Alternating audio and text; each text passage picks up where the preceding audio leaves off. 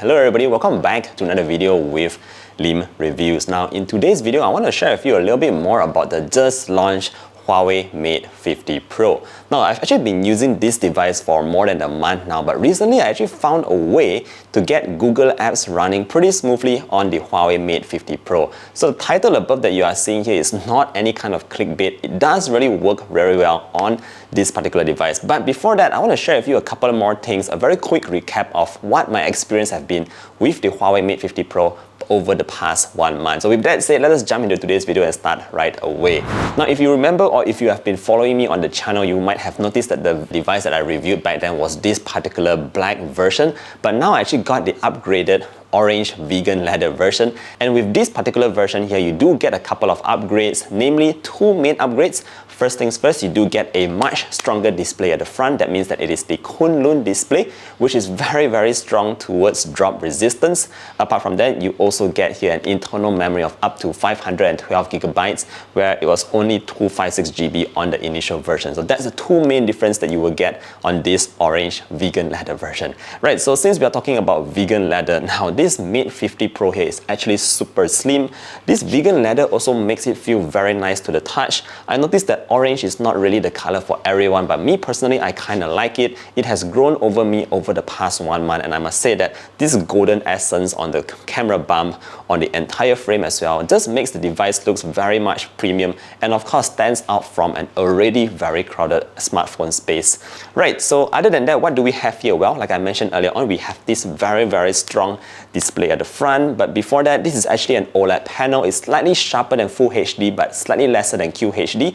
But in terms of resolution, it is a very sharp display. Other than that, it is also super smooth with its 120 Hz, and obviously with an OLED panel, viewing angles is going to be perfect. You're going to get awesome contrast levels, deep blacks, and of course, brightness levels also gets super bright when I am outdoors. Right, so just in terms of how hard this device is, you could actually drop the device on the floor like face on with this particular Kunlun glass, and it will not even crack. For testing sake, I'm going to drop this right in front of the camera right now, and yep, you guys can already hear the sound of that, but yeah, it looks perfectly fine. I'm going to show you guys right away.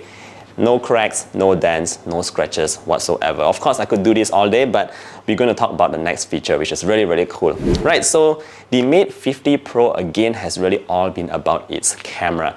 In fact, recently it just caught the #1 top spot again on DxOMark. So this is currently DxOMark's most powerful smartphone camera they have ever tested. It's #1 up there. Alright, so what's special about these cameras at the back? So we do have a couple of sensors at the back here, but the main sensor here is all about the 50 megapixel sensor and the fact that you can vary the aperture size from up to 10 sizes. Now I already did an in-depth look at this sensor in my previous video, but I'm just going to show you a couple of more shots because I have been traveling and I actually brought along the Mate 50 Pro here to be my main shooter. So these are a couple of photos that you can expect from the Mate 50 Pro. Obviously, it is #1 on DxOMark, but in terms of real-world use, it's also very good. I took a couple of night shots as well as day shots, and just to summarize the entire experience with the Mate 50 Pro, I would say that pictures coming out of it is very consistent. We are getting great colors, great dynamic range, very minimal noise, of course a lot of detail as well. So it's a really good camera that you can find on the Mate 50 Pro.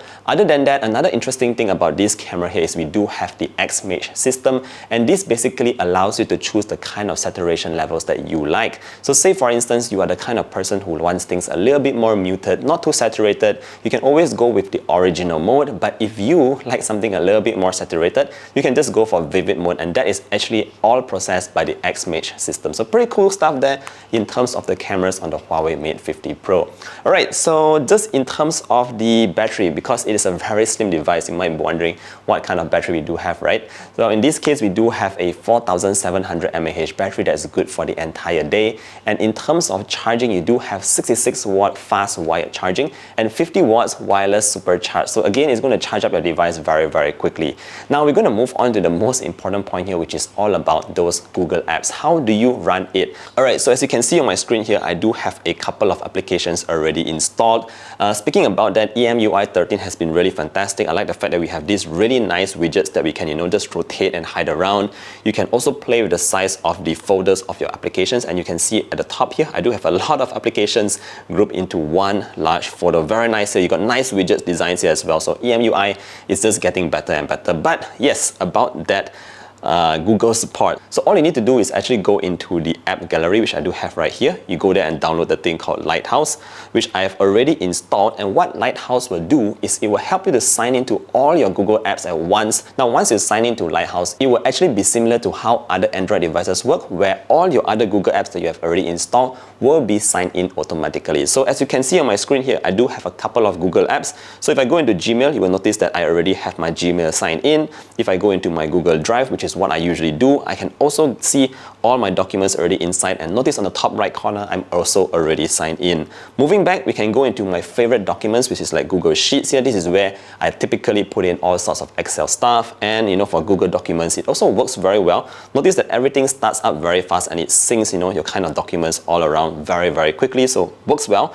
Most importantly, YouTube, guys. So for YouTube as well, it is also already signed into my account. At the top right corner, you can see that there, and you can just go through all your subscriptions and whatnot, directly on your phone without doing any kind of complicated stuff. Moving on into Google Maps, I know a lot of people have been struggling to get this map working properly, but with the Lighthouse feature, we have Google Maps running very smoothly. So that's just a very quick look at the kind of Google apps that will work on your phone, and this is all thanks to Lighthouse, because everything does work seamlessly.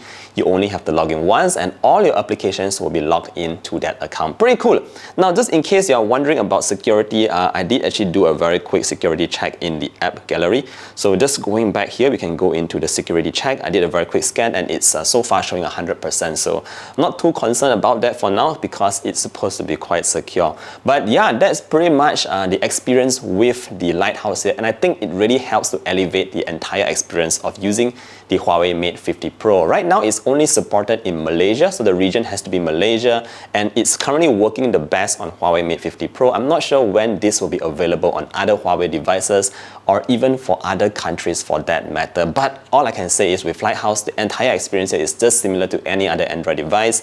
You can use your Google apps very smoothly, and of course, you have the app gallery with all those, most of your favorite apps already available in it. So with that said, yep, that pretty much sums up my experience with the Huawei Mate 50 Pro. Again, this is a very solid device. The device is actually already on sale, and you can pre-order it right now all the way to the 11. I'll put in some details if you want to know about pricing and all that down below. But thank you for watching today's video. I hope you enjoyed it. See you guys in the next one. Stay safe, everybody. Bye.